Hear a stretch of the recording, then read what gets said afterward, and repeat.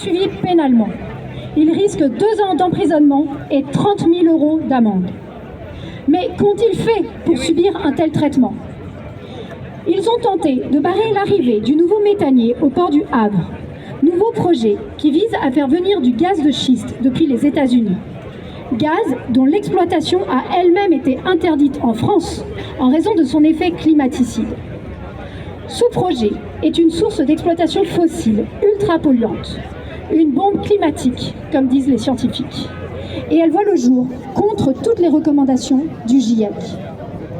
Plus qu'un projet, c'est un nouveau réseau avec d'autres ports à venir qui ouvrent ses portes et crée de nouvelles dépendances à de nouvelles énergies fossiles. Bien entendu, qui est le plus grand bénéficiaire de ce nouveau projet soutenu par l'État? Total Énergie. Ainsi, nos militants ont tenté de préserver la vie et de faire entendre la voix de la raison face à la cupidité et à la criminalité de ceux qui veulent faire toujours plus de profit sur le dos des générations à venir.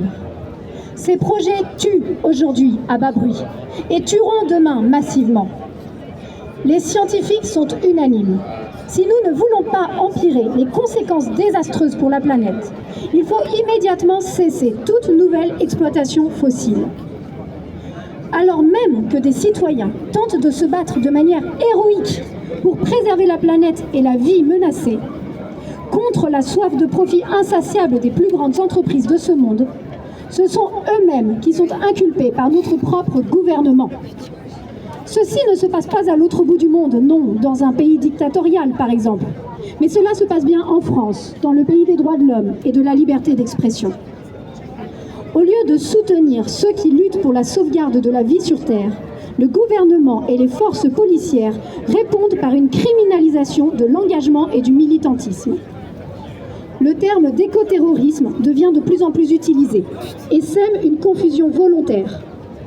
Alors que le seul écoterrorisme qui nous ronge, ce n'est pas l'ardeur des défenseurs de l'écologie, mais le fanatisme des partisans d'une économie aveugle aux préoccupations environnementales, aveugle à la destruction de la planète, aveugle à l'avenir de nos enfants et de toutes les générations à venir.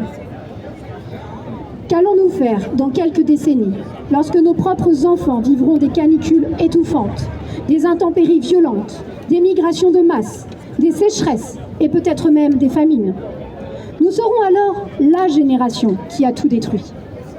Ils nous poseront alors cette question: papa, maman, papi, mamie, vous saviez que tout cela allait arriver et vous n'avez rien fait?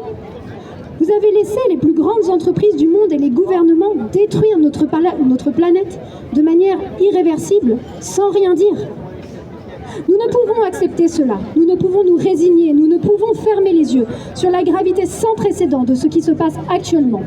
Et nous demandons à ceux qui nous gouvernent, à ceux qui sont censés nous protéger, de cesser immédiatement toute injustice envers les héros qui ne font que porter la voix de la raison, la voix de la science. Bravo!